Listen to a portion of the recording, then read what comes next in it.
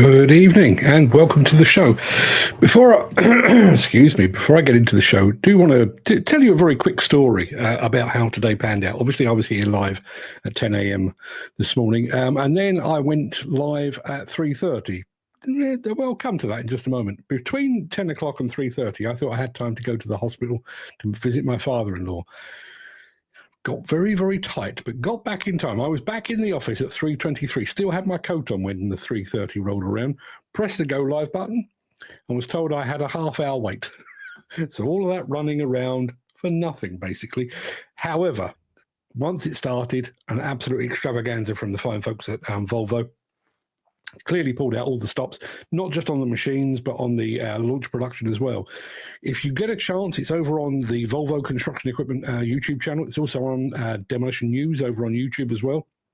If you get a chance, go and give it a watch, because the machines that I'm about to show you stem basically from a single model that was designed back in the 1960s. And it was known back then as Gravel Charlie. Gravel Charlie was the first articulated dump truck in the entire world, and everything you're about to see this evening stems from that.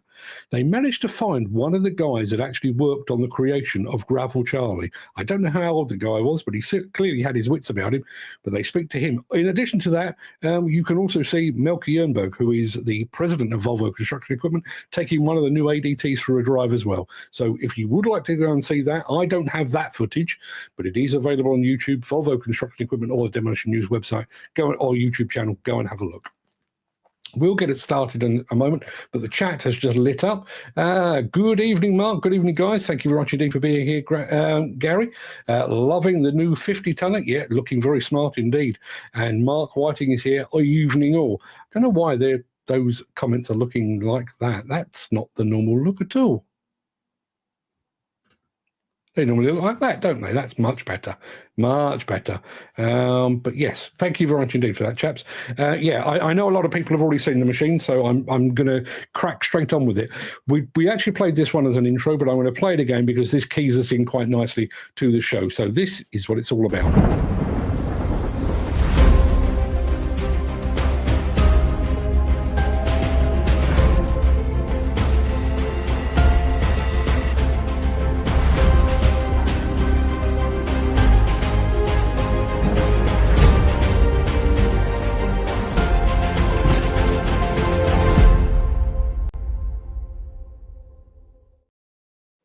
Yeah, Gary Muirhead has said After Dark show number 2. Yeah, I did actually. The candle's back. The candle is back. I did actually think, can I do it by candlelight?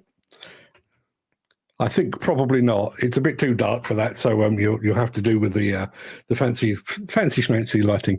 So yes, the mighty Volvo, obviously very, very well known for their articulated haulers, as well they should be. They launched a lot today, and we're going to show them to you. Let's crack straight on with the film that they used to introduce the new ADTs to the world.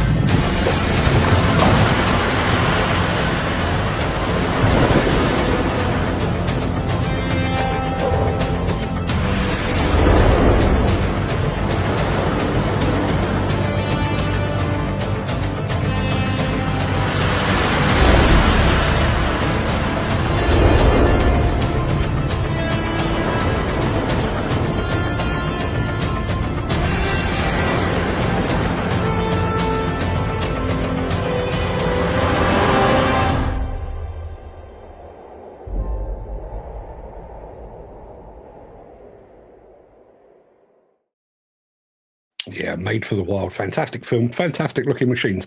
So very quickly, As far as I can tell, and they haven't popped up in the chat. As far as I can tell, there is nobody from Volvo in our midst, although they may well be, and they may pop along later.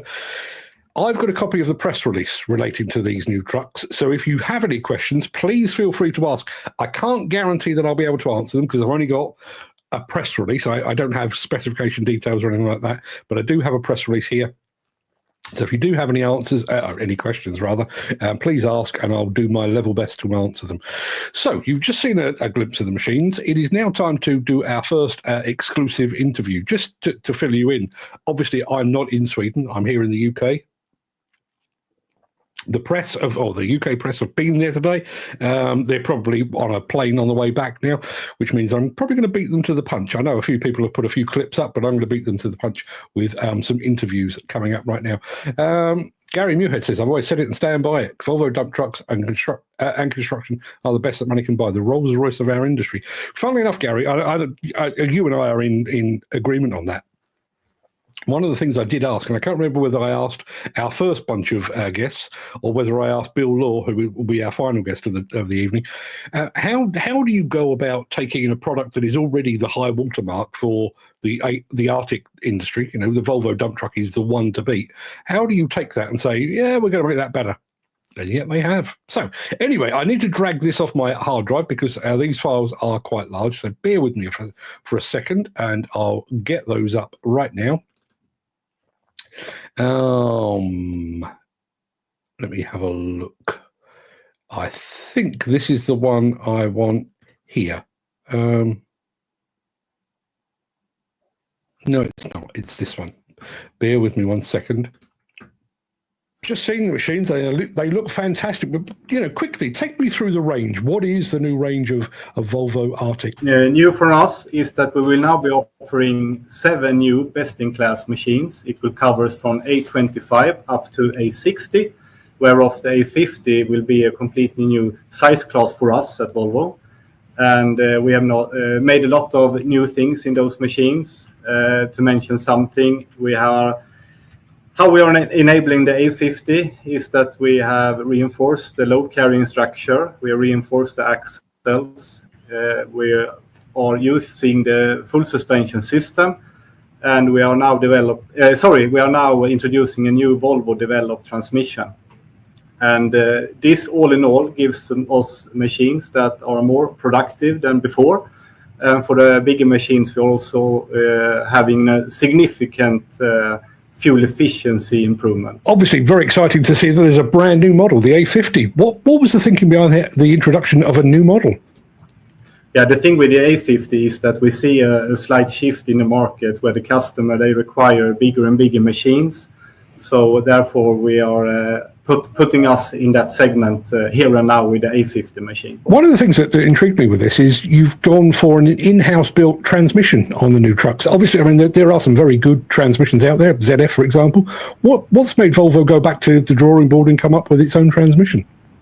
The thing is that we would like to have full control over the complete driveline in order to make the machine as efficient as possible, and that will also gain the end customer, of course, because they will also have all available driveline features now also in the A60 machine. Obviously, this is a diesel-powered machine, but there is talk about this potentially not being just a diesel machine. Obviously, we're on the path to net zero, and Volvo is pioneering that. You're obviously doing some very, very good work on electrics, but also hydrogen as well. What is the thinking behind sort of the future-proofing of the powertrain here? Yeah, I would say with those machines, we are very well prepared to adapt to our customer future needs in terms of changing power source of the machine and so on. Yeah, so from a customer point of view, I mean, I don't know what the life cycle is of an ADT, but if you buy one now and it's going to last you for 6, 7, 8 years, there is a potential, I guess, of switching out diesel engine for something alternatively down the line. It could be. I'm not sure right now, but we are continuously working with securing our need for the customers and so on. So what the future brings, I don't know. We're talking about future power, but for the time being, we have diesel power. And one of the things that I noted in this is that you've managed to find a 15% reduction in fuel consumption. How have you done that? Yeah, that's Johan asked in the question before, you have new transmission and we have control of the whole driveline, so we could use the functionality we have in other machines to shift the gears in the right sequence and so on. So we always work on the right part of the engine. So, I mean, obviously, I mean, the goal ultimately, and as I say, Volvo is a pioneer in carbon emissions and the reduction of carbon emissions. But while electric and hydrogen are a possibility for the future, you're still working to get emissions down with diesel technology right now, today. Yeah, it's still a lot to do with the diesel engine, so we could still develop that one and take down the emissions from that. And above that, we for sure are working with other power sources for the future. One of the things that struck me with both the excavators that I saw late last year, but also, and I think more specifically with the ADTs, I think Volvo is already seen as the benchmark. It's the high watermark of Arctic development. You're already a world leader. How do you go about saying, well, we've already got a great machine, let's make it better? How does that thought process even work? Yeah, the thing is, if we don't continue to develop the machine, we will not be ahead of the competition out there. So for us, it's a natural part in our daily work to make continue make the machines better and better, to stay well in front of our competition. You're unveiling a new bunch of Arctics. When does the next generation begin? Does that begin the day after you've launched the new ones, or do you have a week off and? No. I would appreciate if that was the opportunity here. But the thing is that we always have something in the pipeline. The development, it doesn't start, it doesn't end.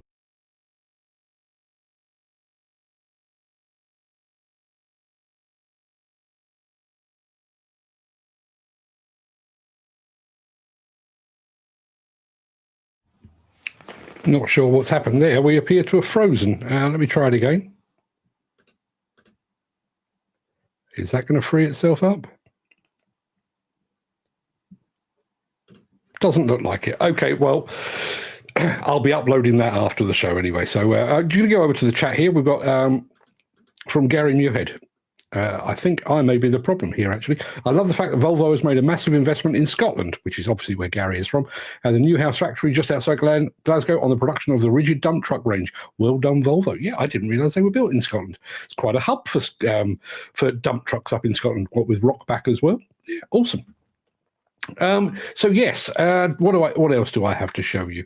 I've got another intro film to show you, and then we've got Bill Law. Hopefully that one will play a little bit better than the one I've just shown you. So let's try with this.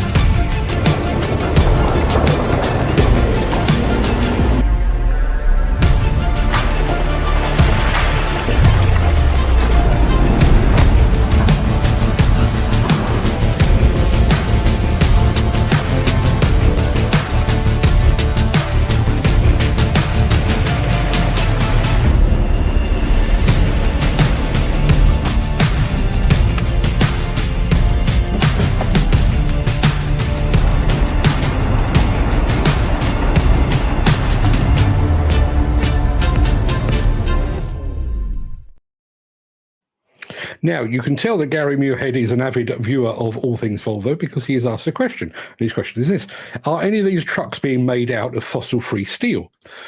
The answer to that is no. However, bear with me 1 second. I can show you a thing. I share my screen. Wasn't planning to do this bit, but that's that's why we have the technology. Is that the one I want? I think I want that one. There we are. Now, I don't know if you can actually read that yourselves. Let me try that. Volvo CE brings low carbon emission steel to serial production of its articulated haulers. Now, this isn't fossil free.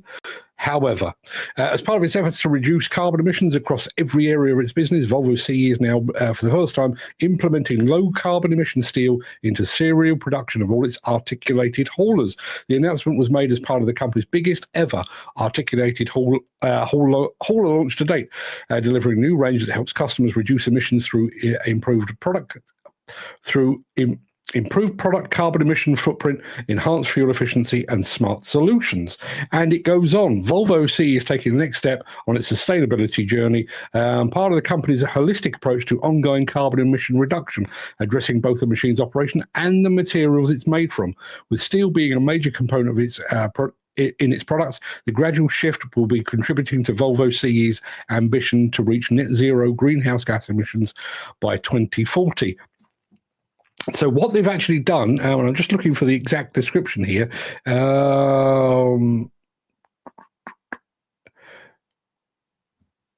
They are basically using, I'm just trying to find exactly where it is. They are basically using recycled steel. This is, partly made out of recycled material, which is helping to get that carbon footprint down, which I think is superb stuff. I have to say, and I did mention this to Volvo, the one thing I think they've become very, very adept at is going above and beyond. As far as I know, nobody else is doing that. That's a very Volvo thing to do. Ken Hatter is with us. Good evening, Ken. How are you doing, my friend? How was your work day? Good to see you here. I think the only thing I've missed out on the last few years is all the new developments in the machine industries. Still got vivid memories of wheel spinning next to my ear in the old RB22. Not to mention the asbestos brake. Yeah, who wouldn't want to work alongside an asbestos brake, eh? And Jim Turner's here as well. Good evening, Jim. You kind of missed the fun and fireworks, but fear not, you can watch it on replay. So yes, we've had a look at all of that. I need to just tidy up my screen because I've got there we are. Let's get rid of that. So you've heard from Johan Karlborg and from Nicholas Lind as well, who are both product specialists on that particular range of products. But I also had the opportunity, this was last Friday actually, to speak to my old mate Bill Law, who is obviously a well-known name in construction equipment circles, but most certainly in Volvo circles. So I had a chance to have a chat with him, and that is precisely what I did. So here is, hopefully this will play better. Here's Bill. It just seems to be on this amazing run at the moment of innovation and reinvention. Where does that come from? Is that from on high, or is that just something that's built into the company? Firstly, of course, a company like ours is always looking to upgrade, renew, look at new opportunities when it comes to the product portfolio. At the same time, we're responding to the world around us. The world around us is changing. There's new technologies, there's new demands, there's new possibilities coming from connectivity, digitalization, which in turn allows us to make products which are more tailored to driving more efficiencies and productivity. So all of that coming together means that this is a special time for Volvo CE. Probably, if not in our entire history, at least in the last 20, 30 years, there hasn't been a time when so much of our product portfolio has been renewed and is being rolled out, as has been the case since last year and going into this year. Between 30 and 40%, just to give you a sort of context, between 30 and 40% of our entire product portfolio being renewed at this current time, including these fantastic articulated haulers that we have just released today. I remember speaking to you at the Nürburgring, and that's me name dropping, obviously, but we were speaking at the Nürburgring, and obviously you have this slogan of change starts here. And at that time, that seemed like it was very much an environmental statement. This is our but it also means product as well. Because since I was exposed to that slogan, and since you mentioned it in conversation, it does seem to have been a constant change. We've had new machines, new excavators, new demolition equipment, and now new Arctics. It's just an unbelievable rate of change. Yeah, change starts here is really meaning it's not something in the future. It's not something we wait for many years in the future. It's happening now. I think the message we are trying to give out is we believe strongly and are committed to the transformation of the industry, more sustainable, more productive, giving a better contribution to customers and indeed all stakeholders. But wherever anyone is on that transformation journey, I think the world around us is transforming. What we're saying is we have a solution for you wherever you might be in terms of transformation. And that's why we talk a lot about a kind of multi-technology approach. It's not just EMOB, it's not just grid connected, it's not just fuel cell, it's also combustion engines and making them more efficient. And indeed, the new products we release today, we talk about having up to 15% fuel efficiency gains, depending on the product and the application and the operator behavior, etc. used. So it's all technologies, wherever a customer is on the transformation journey. Volvo is really trying to have something which is more productive and sustainable to any customer, regardless of market and regardless of product category. Of all the machines to improve and upgrade, your Arctic range must be one of the hardest, because you speak to anyone, they're already an industry benchmark. You know, they are already the high watermark of Arctic development, and yet you've still managed to make more improvements. Yeah, I mean, it's we were the first to bring this type of product to the market, articulated haulers. That's given us a leadership position over the years in basically a global leadership position. But of course, there is always possibilities, and indeed to remain relevant, to improve. And with the new range, yes, we're leading. Yes, we've been ahead of the pack, but there's still more to do. And I think, you know, at a high level, I mean, a number of things: the in-house developed transmission, the new cab with the operator comfort, the ease of using, the safety, and of course, I mean, the connectivity or the telematics, the connection to CareTrack, all the electronics, onboard diagnostic systems that we have. There were opportunities to improve, and we didn't want to let those opportunities slip by. So from a leadership position, taking the industry by storm and even stepping up a level with this new product range, and not just existing products. Of course, there's one whole new member of the family, the A50, between the A45 and A60. So completely new product, as well as the upgrades on the whole existing range. When I came to Eskilstuna late last year to see the new excavators, I came back and I had a phone call from an operator who was on a Volvo machine, and he said the most remarkable thing I've ever heard. He said, "I hope they haven't changed the cab on the new machines." How does Volvo go about balancing the familiar and the popular with the need for change? Yeah, I mean, it's always been a struggle having, you know, fantastic engineers with fantastic ideas and fantastic additions, amendments, things we can improve. That's one part of the puzzle. The other part of the puzzle is in that process, listening very closely to customers, not just customers, but to operators. And the process, and we're not completely unique in this, of course, but the process for any development has to involve across the whole chain, listening to our customers and to the actual operators of the machines to ensure that any improvements actually add value on top of what is already hugely appreciated. And that's in recent years with the new technologies, that's become even more important.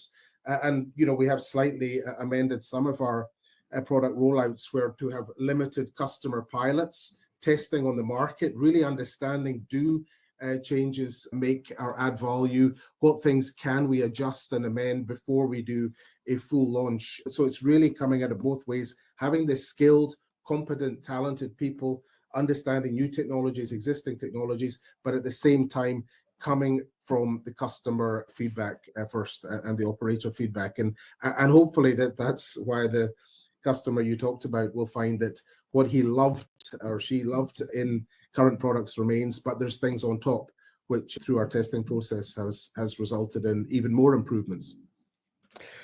Was there a temptation to sit on these ADTs, the Arctics, until there was this long-awaited and probably overdue switch in fuel technology?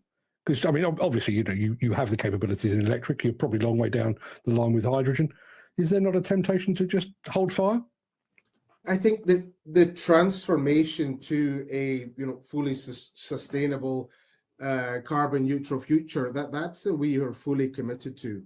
But we do understand that can be a bumpy journey. And what is important is We have products and services for customers wherever they are on that journey and whenever they are ready to change. We've pushed forward hugely on EMOB technology, and you're aware of a number of products we've launched on the EMOB side. At the same time, with existing products, we need to make them as sustainable as possible. Take the example of the ADTs. Depending on the product, depending on the application, depending on the segment, and of course, depending on the operator behavior, we see already with the new range fuel efficiency gains of up to 15%.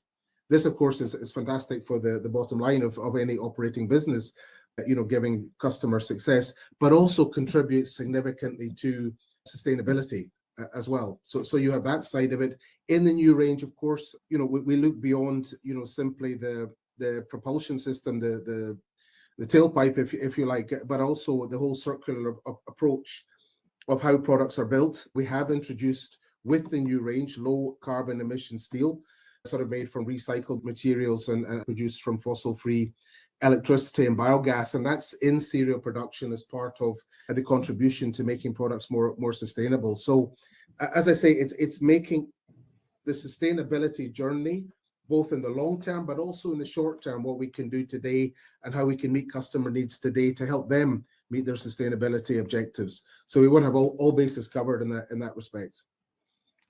I think I've said this to you before, but one of the things that strikes me about Volvo, certainly in the last 4 or 5 years, is you seem open to doing things that aren't. I wouldn't say they're not necessary, because they are all part of this journey to net zero. But you do seem to be going above and beyond, incorporating recycled materials. The very fact that you've built machines using fossil-free steel. Now, as far as I'm aware, nobody in the market is asking for that. But Volvo as a company said, we could do that. And look, we've done that. And that's an astonishing way of looking at the market. I think everybody's asking, how can we make a better future? How can we make a more sustainable future? How can we make a more productive future for products? And that means we should try things, and we should not be afraid to try things. And we have a track history of that. Whether every single thing we bring out and trying to lead and test will actually become part of a serial produced product in the future, probably not, but many of them will. In order to take a leadership position, which we have said we would like to do in the industry, it means trying new things. And we will continue to try new things, learn from them, and in the long term, that will make our products even better. It's about being brave and trying to do something new, but it's served us well in the past, and we believe it's the way to show industry leadership going forward. I feel slightly disingenuous in even asking this question, but obviously I've seen the new excavators, I've seen the new demolition offerings, we've now seen the new Arctics. Are you keeping anything up your sleeve for Bauma? You're asking a PR person that question, and of course I can promise you Bauma is going to be fantastic. And when you come to see Volvo, you will be delighted, surprised, and amazed with what you see, and there will be some things which we will reveal at Bauma. So please stay tuned. There you are. That's Bill Law. Absolutely fine fellow. A true international. Obviously has a Scottish accent, works for a Swedish company, lives in the Netherlands. Go figure. We had some good comments here. Let's have a look. Gary Muirhead says, Volvo does seem to have hit the nail on the head with these new trucks. The looks, the comfort and the power. They've definitely set the benchmark, which I can't see being beaten. Listen, it's highly unlikely that I'm ever going to be in the market for a dump truck. If I ever were, they would be top of my shopping list, because it is the benchmark. Mick says, I know I'm old and old-fashioned and still live in the past, but I have to doff my tip for, as a tip for tat, a hat to Volvo. Only ever operated one of theirs, but the improvements they've done over the years is unreal. If you get a chance to have a look at the other film, which, as I say, is over on the Volvo Construction Equipment or Volvo CE YouTube channel, you will see the origins of all this, which was Gravel Charlie, built back in the 1960s as kind of a prototype, really. And they've then gone on to sell more than 50,000 dump trucks around the world. So obviously a very successful thing. But Gravel Charlie, I've actually had the privilege of seeing a Gravel Charlie at the Monktel Museum, just around the corner from their Eskilstuna facility. And engine right here, wooden bench to sit on. They've come a long way. They really have come an incredibly long way. Gary Muirhead Thanks, Gary. We mentioned the fact that these machines are being made partly out of recycled steel. Maybe they're making the new Volvo dump trucks out of recycled, lesser quality competitors' dump trucks. Gary, you may say that. I couldn't possibly comment. But it's a good point. The only problem we have as a company with Volvo dump trucks is the waiting list. Our company has been quoted 18 months wait for new trucks, but I suppose they're worth waiting for. I mean, I guess that is going to be the issue. All I would say is, bearing in mind they've got brand new machines coming out, I would imagine they've been depleting the stocks at dealer level, because that's what they always do in the run up to the launch of a new machine. So maybe the arrival of the new machines might actually kickstart that. But also, if you go over to the Volvo CE YouTube channel, you'll find that not all of the 7 are immediately available. And I can't remember what the order is, but I think they're releasing 4 initially and then 3 a bit later in the year. So I think the A50, which is the new one, the 50-tonner, that will be available immediately, nowish. Take your orders should you be in the market, but then they're going to be following up with some more a bit later, around about summertime. So I think the plan is obviously to get the first 4 out among dealers and obviously out among customers, get through Bauma, which is obviously, as Bill has just stated there, is obviously going to be a big deal for Volvo, as it is for all the other manufacturers as well. And then I think they'll be following on fairly close behind with the other machines as well. Peter McKenna, late to the party as usual. Evening all. Peter, the fun you've missed. You know what you've missed. Dancing girls, free money. Garvin over on Mostly Digger says, I'll go halves on an A50 with you, Mark. Listen, it sounds like it does sound like a very good deal. I'm just not entirely sure what a journalist would do with an A50. I mean, I'd get a lot of shopping in it, which wouldn't be a good idea, knowing how my wife likes to spend money. But it's a thought. I'll bear that in mind, Garvin. I do appreciate the offer. Should I find myself in the market, I'll be the first to tap you up. Anyway, people, that pretty much wraps it up. And I think, after 3 live shows today, that's probably enough of my face being on the screen anyway. I'm going to be back tomorrow at 10 o'clock. I know we've not got a full contingent of viewers over, from our usual daily show. I haven't seen Dan Cullen, for example. Steve Williamson isn't here. And I referenced Steve when I was talking about don't change the cabs and that kind of thing. So hopefully they'll be catching up with us tomorrow. So I probably will revisit these tomorrow. But yeah, I'm back 10 o'clock tomorrow. I will give you a very quick heads up. One of the things that I've done a morning monologue for tomorrow, and it's talking about if you were a young person, and I realise very few of you are, but if you were a young person coming straight out of school or college, and you decided, I quite fancy a bit of demolition or a bit of construction, I'll go on the internet and I'll find out a bit more. Have you ever tried that? Because I did it today, and it doesn't make for good reading. Really doesn't. And just to be absolutely clear, I will mention this tomorrow. I actually did this on my daughter's computer, so it was completely clear cache, no previous track record, none of my search history in it. And I just went and just had a bit of a play around searching for demolition industry, construction industry, and then individual companies that I got ChatGPT to appoint for me. Doesn't make for great reading. Really doesn't. Gary Muirhead says, make sure you blow that candle out tonight or you'll burn down the broom cupboard. Where I am is slightly larger than a broom cupboard. There's quite a bit over here that you can't see. I just wanted it angled that way because obviously I've got all of that, but it's, bloody hard work, Mark. I completely agree. Yeah. Be an interesting show tomorrow.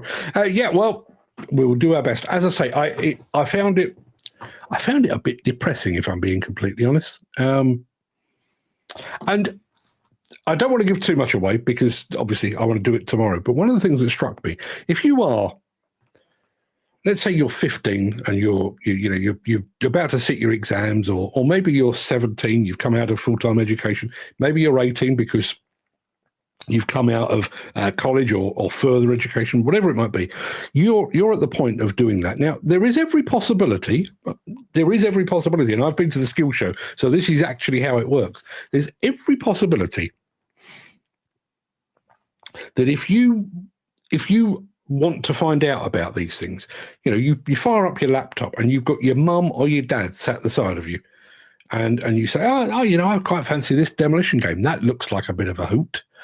And you search for it and you see references to fatal accidents and site injuries and fraud and corruption and investigations. And honestly, if you can clear the cache on one of your computers or mobile phones, go and do it. It makes for pretty unpleasant reading. Jim Turner says, best thing to do, go on LinkedIn or YouTube to see the real industry.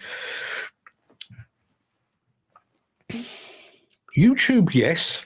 Yeah, Jim, I agree with that. The only thing I would say about LinkedIn is LinkedIn, in many ways, particularly given the fact that there's a lot of recruitment companies on there, it has got a bit Instagrammy. It's all shiny-faced people. Construction. What a hoot this is. This is fan-dabby-dozy. It's all lashings of lemonade and picnics. And it isn't. And I don't think it's bad for that. I don't actually think it needs that. I just think a bit of realism wouldn't be a bad idea. Good night, chaps, says Mick. The belly's rumbling and the hound is kicking his bowl about. Yeah, I've got a dog that does that as well. Peter says that's great for insight, Jim, but try and get construction training. It's bloody horrendous. There's the other thing. If you're looking for an easy way into the industry and you're faced with, particularly at the moment, if you're looking at the moment, not only if you search for things like CPCS, CSCS cards, you're basically inundated with references to all that's going on with grandfather rights ending, MVQs, the complexity of the training system. I've got somebody here, the demo MC, youngish person here, 12 years self-employed in New Zealand. This industry is awful. I'd give it away tomorrow and never to do it again if I could. What a sad indictment that is. Thank you for joining us from New Zealand, by the way. Are you a New Zealander? Are you a Kiwi, or are you a Brit that happens to be there? I'd love to know. But what a sad indictment that is. And bearing in mind, there's somebody right there. We're going off the beam. We should be doing this tomorrow, but there's somebody right there who could, if we lived in a fair and just world, that is a sort of person, our friend, the demo MC there, who should be talking to young people saying, demolition or construction, you want a piece of this. This is fantastic. It's awesome. You are, honestly, the time you'll have, you'll be well paid, you'll be well respected, you'll be well rewarded. It's fantastic. Instead of which, can't wait to bail out. That's what he says. That's why our industry needs to be going into schools and show kids what it's all about. I agree with that bit. This industry is really in trouble, says Gary Muirhead. The young people can't get in and the old ones are being pushed out. Shocking. Mick says it's got bloody crap. This is not just a single New Zealander. This is people generally. Earn while you learn, says Jim. Every industry should do that, Jim. Yeah, quite agree. Plenty of real folk putting up genuine work on LinkedIn. Yeah, here's the thing, though. And again, because I stripped away all of my Google search and I tried to go back to a point in time where I didn't know what I know now. I was trying to think of it from, an 18-year-old me when I left college. How would you know? How do you know who is a real person and who is a complete shitbag feeding you a line? I mean, in my side of the business, the publishing side, there are people operating in my we've got fantastic circulation, fantastic journalism. You haven't. You don't send the bloody magazine and you don't even employ a journalist. You're talking nonsense. It goes on in construction as well. And also, I think when you start to look at individual companies, which I did a bit of this afternoon, their public persona on somewhere like LinkedIn says, we're committed to women in construction and mental health awareness and safety and everything else. And if you then think about, well, actually, I know better than that. I know that you employ less than 5% women. I know the fact that your track record on safety isn't as great as you're saying it is. And I also know that you were done for fraud not so long ago. Not quite as straightforward as that. Peter says there's a lot of scam sites with a Google Plus sponsored listing, so they're at the top of every page. Yeah, you can't be led by that. In absolute truth, I got ChatGPT to draw me up a list of companies to go and look at. That's the way I did it. Mick says, one thing, do you know if they went into schools, they have to have a CRB check? Good luck with that one. Yeah. It's almost like and I understand the need for a CRB check. My wife's been through all that because she works for a swim school. But it's like here's another obstacle. Here's another hurdle to overcome to get young people into the industry. If that's what it takes, Mick, then it's well worth it. Yeah, maybe. Good evening, you old legend. Late one for you guys tonight. That's Tristan Mays over on Instagram. It's a 24-hour operation. You know as well as I do. Tris, you know this as well as I do. Legends do not sleep. The demo MC has just come back. Yeah, Born Kiwi. Check my account for context. I have 17 excavators, crusher, shredders, trucks, and God knows what else. Mostly freehold Liebherr gear. Every single day is a demoralizing battle now. Man alive, dude. Doesn't that make for some stark reading? And also, I in some ways, I'm glad he said that, because there is a tendency, I think, to look at the British or the UK demolition industry and construction industry and think, oh, it's tough here, it's awful here, and it must be better everywhere else. There's somebody, however many thousands of miles away he is over in New Zealand. It's crap where he is too. I feel for you, my friend. I do appreciate you joining the chat, though. Let's have a look. Peter McKenna says, young HGV drivers are leaving transport in their droves, apparently due to shite working conditions and low pay. Yeah, absolutely.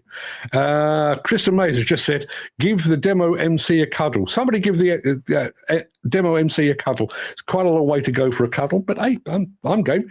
Lots realise driving a tractor with a Class 1 licence pays almost double to what they earn driving 44-tonne trucks on our abysmal roads.